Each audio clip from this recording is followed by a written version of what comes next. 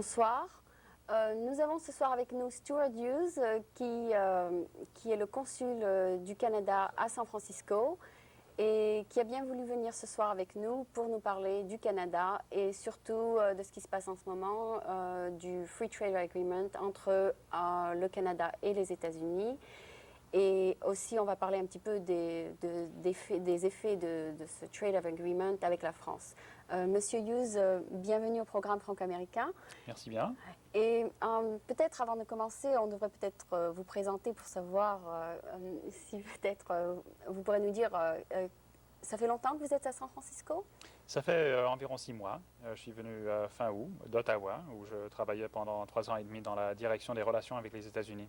Alors vous êtes assez qualifié pour nous parler de ça, c'est-à-dire vous connaissez un petit peu les relations entre les États-Unis et le Canada. Oui, j'espère bien. Oui, oui, d'accord. Et donc, et avant, qu'est-ce que vous avez fait un peu? Vous pourrez peut-être nous dire.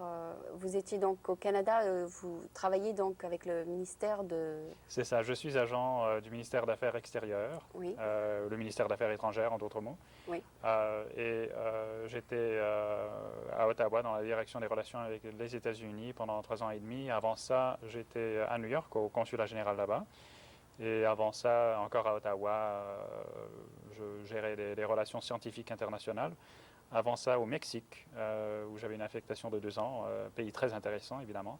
Et un peu avant ça, j'étais à l'université. J'ai fait des travaux du fieldwork dans le nord canadien en anthropologie, alors un peu partout. Un peu partout, oui. Enfin, ça m'a étonné quand vous m'avez dit que vous avez travaillé avant d'être consul, autre part, parce que vous m'aviez l'air assez jeune. Mais enfin, le sujet ce soir, donc, ça va être le Free Trade Agreement. Vous avez dit que le président des États-Unis est en ce moment au Canada, n'est-ce pas? C'est juste. Est-ce qu'il est au Canada pour finaliser cet accord, ou bien est-ce qu'il est au Canada pour d'autres raisons? Enfin, quelle est la raison de sa visite? Bon, le président Bush est à Ottawa actuellement, oui. Pour toutes sortes de bonnes raisons. Oui. Premièrement, le Canada est l'allié le plus proche des États-Unis et quand même c'est le voisin le plus important des États-Unis.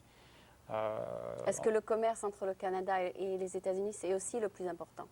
De loin. De loin, ah bon, d'accord. Absolument. Le commerce entre le Canada et les États-Unis vaut environ 150 000 millions de dollars, c'est-à-dire 150 milliards de dollars. Donc, ça représente, disons, peut-être 50% de leur commerce extérieur, non? Non, pour le Canada, ça représente environ 75% de notre commerce extérieur. C'est beaucoup plus important que je pensais. Pour les États-Unis, ça représente environ 25% de tout le commerce extérieur des États-Unis. Donc, ça représente beaucoup pour les deux pays. C'est-à-dire, je pensais peut-être que le Canada faisait une bonne partie aussi de son commerce avec la France. C'est pour ça que je demandais quel est le pourcentage. Oui, en effet, avec l'Europe, avec le Japon. En fait, ça serait les États-Unis, le Japon et l'Europe en échelle descendante. Oui, mais aussi, il faut aussi comprendre que la France est un peu trop loin et que pour transporter, ce serait beaucoup plus cher que de passer. C'est vrai, mais quand même, il y a des produits français qui se vendent partout dans le monde. Le vin français, c'est le vin français à un point, les fromages français. Oui, mais il paraît qu'avec la campagne, vous savez, dans Drink and Drive, les gens boivent de moins en moins. Je ne sais pas si c'est vrai au Canada aussi, mais en part, j'ai parlé hier à quelqu'un qui m'a dit que la vente du vin a diminué. Enfin, ces imports du vin français ont vraiment diminué à cause de cette campagne. Je ne sais pas si c'est entièrement vrai au Canada. J'ai l'impression que les vins de qualité se vendent très bien au Canada, bien que c'est très cher. En provenance de France.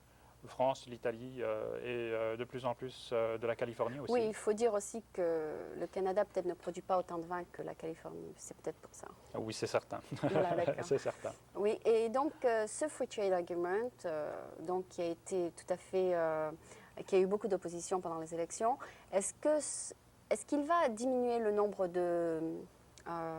d'emplois au Canada? Est-ce que c'est vrai ou bien c'est un mythe? Bon, mythe, on ne sait vraiment pas quels sont tous les effets de l'accord, parce que ce que l'accord fait, ce sont de nouveaux règles pour le jeu du commerce en Amérique du Nord. Oui. Alors, on ne peut pas vraiment prévoir quelles seront toutes les conséquences, les retombées de cet accord.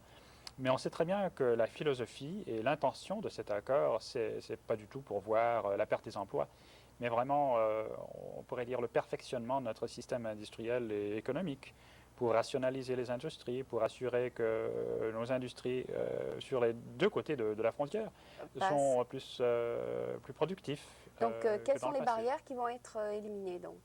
Bon, pour commencer, il y a beaucoup de tarifs dans les deux sens de la douane. Et ça va être éliminé? Pour tout. Oui, ça dépend de quel secteur. C'est-à-dire que tout sera éliminé sur 10 ans, mais il y a des secteurs où déjà les tarifs ont été enlevés. Par Ah, exemple, d'accord. avec tous les produits d'informatique Oui. venant surtout de la Californie qui bénéficient beaucoup de Alors, ça. non, vous n'allez plus à être taxé sur ça, c'est ça? Et la douane est enlevée pour ces produits-là, oui, exactement. Oui.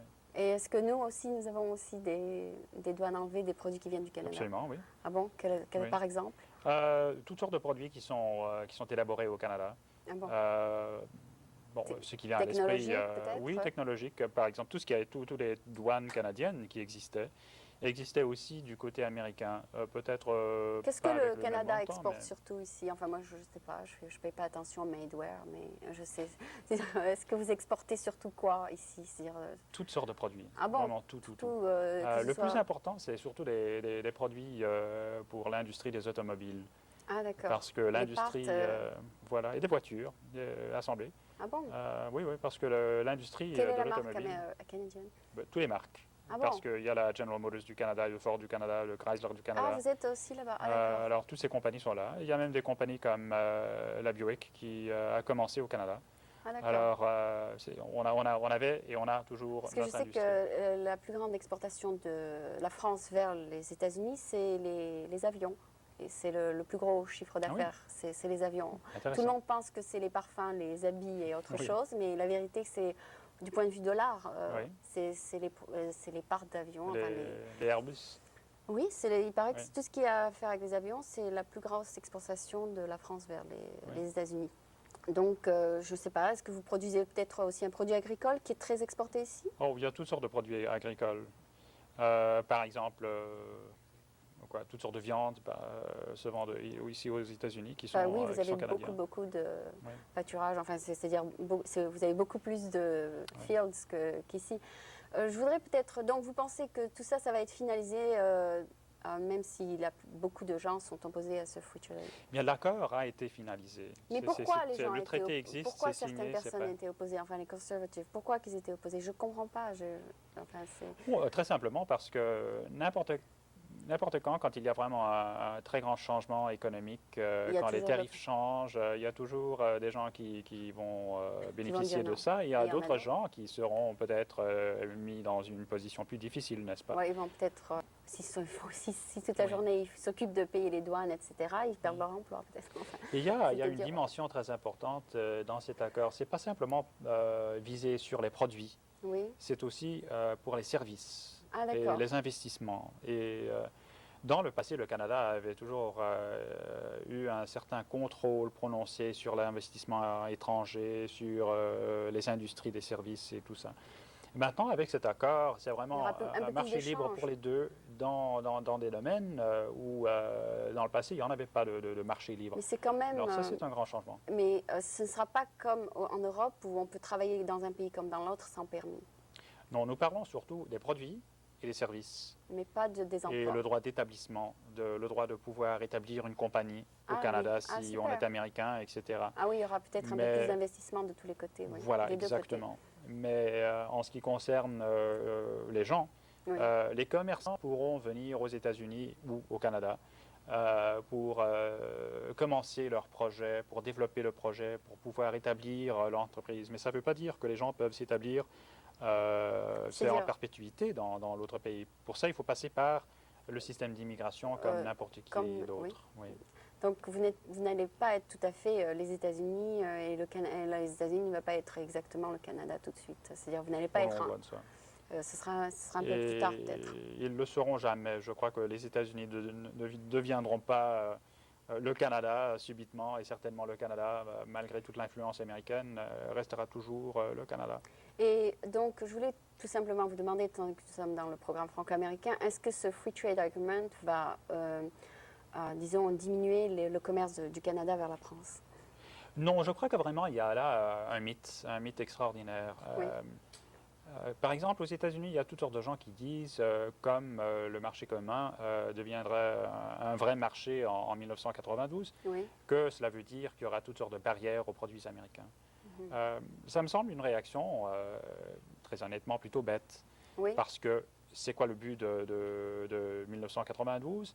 C'est de créer tout un marché commun en Europe. Oui. Ça veut dire que si une compagnie américaine pouvait pénétrer le marché européen, ils auraient non seulement le marché français, ils auraient le marché européen globalement. Donc ça représente une opportunité très importante pour l'exportateur américain ou canadien. Mhm. Donc ça veut dire que, à mon avis, l'Europe n'est pas en train de créer des barrières contre l'étranger. Oui. Ils sont en réalité en train de créer un nouveau environnement chez eux. Compétitif. Voilà, chez eux. Et donc, ils pourront Donc, être un peu plus forts, réunis, comment on dit, voilà, plus on est ensemble, plus on est voilà. fort, quoi.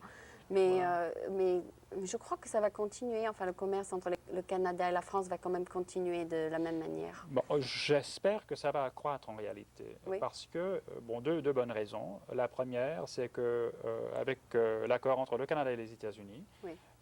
l'industrie canadienne serait peut-être plus compétitive sur le marché global. Et donc, Et vous attirez... donc pour la France aussi. Donc il y aurait plus d'exportation canadienne vers la France. Oui. Et avec la France partie d'un marché global européen en 92, c'est clair que l'exportateur canadien aurait un très grand intérêt à pénétrer le marché français parce que cela représente le marché européen. Donc j'imagine qu'il y aurait plus de commerce, pas moins. Ok, donc vous pensez que la compétitivité va faire baisser les prix et donc attirer un peu plus d'acheteurs européens.